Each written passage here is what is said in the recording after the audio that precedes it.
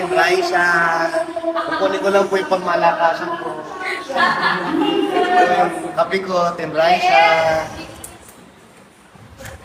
Wala pa po yung mga anak ko kasi natutulog pa po sila. Tapos po, ito pong gagawin ko sila ng breakfast nila. Tinatawag po nating avocado po. Hello, Team Raisa. Hi. Avocado.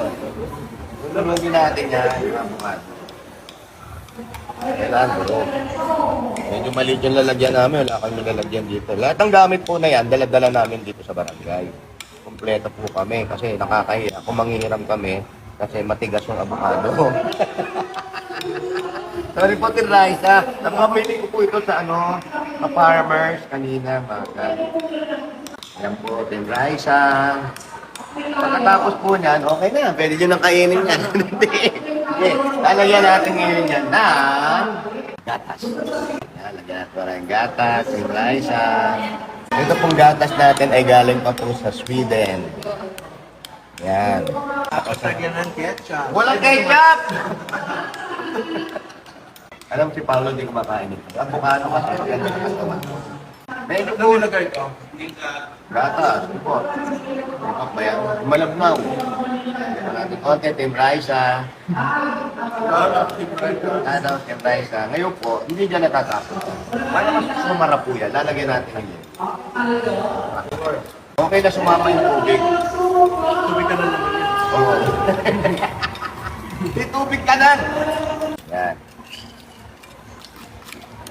Lalagyan mo ng suka. Depende. Kung tuturo ka ng tungkol sa pampagalit, ang daming gatas, ang daming asukal. Siyempre, mataas din yung sugar din.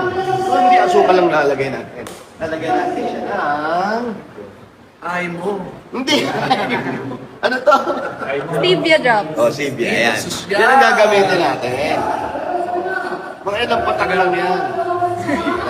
Hindi, ito. Yan. Naiiwas pa rin. Matamis yan eh. Medyo mau... At pagkatapos po nito, pag alam nyo ng malamig na, hinalagay nyo ngayon to sa microwave. Papainin. Papakuluan pala. Tapos itiprito pala. Pancake pala. Okay na to. Talagyan pa natin yan. Paano ikaw tumigil eh. Ikaw may ayaw sa... Hindi kasi kumakain ng prutas to, hindi maprutas to. Yan, saging. Yan, number one. Bayabas lang. Ano? Bayabas lang. Mayaman. Uy, mayaman sa vitamins. Yan ang kilala namin. Ano? Sarap. Yung mga nangkukado kasi. Bago nga. Sarap yung yung avocado. Sarap na yung timpla yung avocado. Dapat pala yung yellow kinuha ko.